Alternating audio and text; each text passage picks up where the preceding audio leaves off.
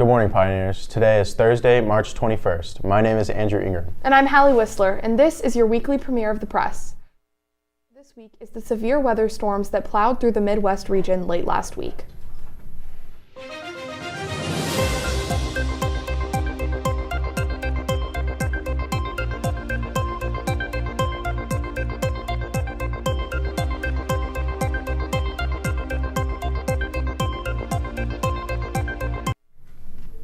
Last Thursday, tornado swarms swept through the Midwest region, touching down in Kentucky and Indiana. The most damaged and affected area, however, was our own home state of Ohio, with 8 tornadoes moving through multiple counties and claiming 3 lives in Indian Lake, Ohio. Ohio was the only state to report deaths from the tornadoes. The severity of the tornadoes were so bad, both governors of Kentucky and Ohio had declared a state emergency for different parts of the states. The aftermath of the storms left significant damage, putting people out of homes and leaving school districts to cancel their scheduled classes for the week. Just recently, DNA was used to convict an Oregon man of a 1980s murder. On January 15, 1980, 19-year-old Barbara Mae Tucker was kidnapped, sexually assaulted, and murdered just outside of her college campus in Oregon. Shortly after finding her body, the case went cold. In 2000s, detectives opened the case back up.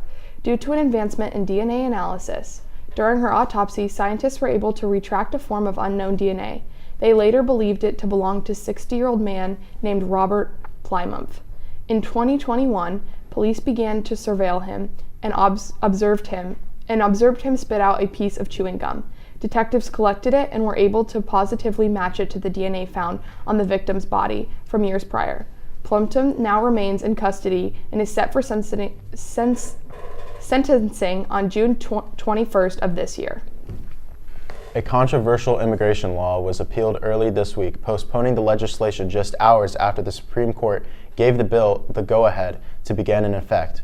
We now throw it over to Lauren, who has more on this story. Lauren? Thanks, Andrew. Late Tuesday night, a federal appeals court put Texas's controversial immigration law on hold. For a long time, illegal immigration and border crossings have been handled by the federal government. However, the law known as SB 4, or Senate Bill 4, would allow local and state police to detain individuals they believe have entered the country illegally. If those individuals are found guilty, they have the possibility of facing time in prison, or having to pay fines up to $2,000. It is unclear how removals of these individuals would come about. The Mexican government has made it clear that they will not accept Texas deportations under any circumstances. The Biden administration and the American Civil Liberties Union have argued that the law would be considered unconstitutional and say it would cause a rise in racial profiling and discrimination. Governor Abbott of Texas has said repeatedly that Texas needs SB 4 for the protection of their state. Many state leaders, such as Abbott, have placed blame on the Biden administration, as well as the federal government, claiming they're not doing enough to prevent the ongoing problems at the southern border. Early February, Abbott said, quote, "The President of the United States has a constitutional duty to enforce federal laws protecting states, including laws on the books that mandate the detention of illegal immigrants," end quote. Just last month, a trial court judge had blocked the implementation of law deeming it unconstitutional. Texas then appealed to the Fifth Circuit, issuing an administrative stay for the lower court decisions. That's all I have for today. Now back to the desk. Thank you, Lauren. Another annual St. Patrick's Day passed last week, and it seems that many of our students here at Orange took part in some of the festivities. The Juice's Liliana Hoyt decided to look in the hallways and interview some students about what St. Patty's Day means to them and what they do to celebrate this one-of-a-kind holiday. Liliana? Good morning, Pioneers. Let's take a closer look into St. Patrick's Day. St. Patrick's Day, or Feast of St. Patrick, is a tradition that celebrates the death day of St. Patrick. He is celebrated for bringing Christianity to parts of Ireland. Some people gather to watch parades of traditional Irish dancers and music as they march through cities.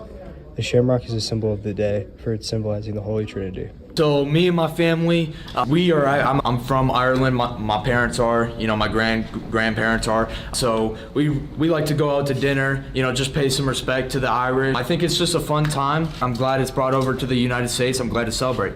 You definitely are gonna be getting pinched by me. I definitely think it's underrated and there should be more activities with it. So we cook cookies. Yeah, and then we paint our faces green. And dye our hair red. We go around, instead of trick-or-treating, we go around, and when they open the door, we throw gold coins yes.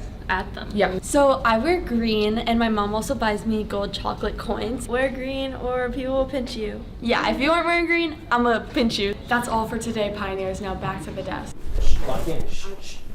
Thanks, Liliana. Such a fun and exciting time of the year for those who celebrate it. That's all for today, Pioneers. As always, thanks for watching. For the press, I'm Andrew Eager. And I'm Hallie Whistler. Make sure to tune in next Wednesday for more national news and have a great day.